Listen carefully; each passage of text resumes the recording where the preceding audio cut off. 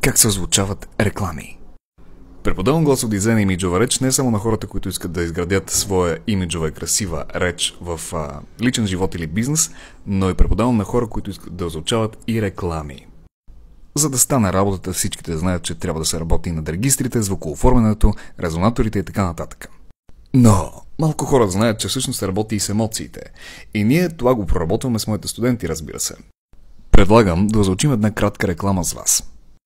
За да звучим скъпо, забавяме се, включваме тези котешки звуци и много въздух. И звучи така. Разбира се, включваме и логиката, не е само емоциите, и текстът е такъв. Баунти, райска наслада. Включваме всички тези неща и се случва. Баунти, райска наслада. За да стане замечтано, носталгично и пак разкошно, добавяме в тона на лека надежда и той отива лекичко нагоре. Изглежда така. Баунти, райска наслада.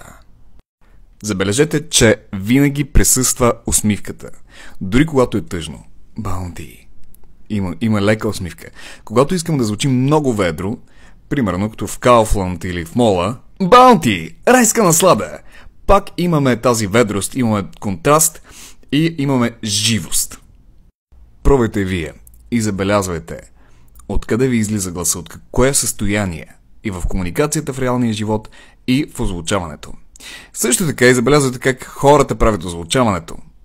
Дали наистина предават тази ценност, това състояние, което би трябвало да предадат през текста, или го правят Баунти, райска наслада.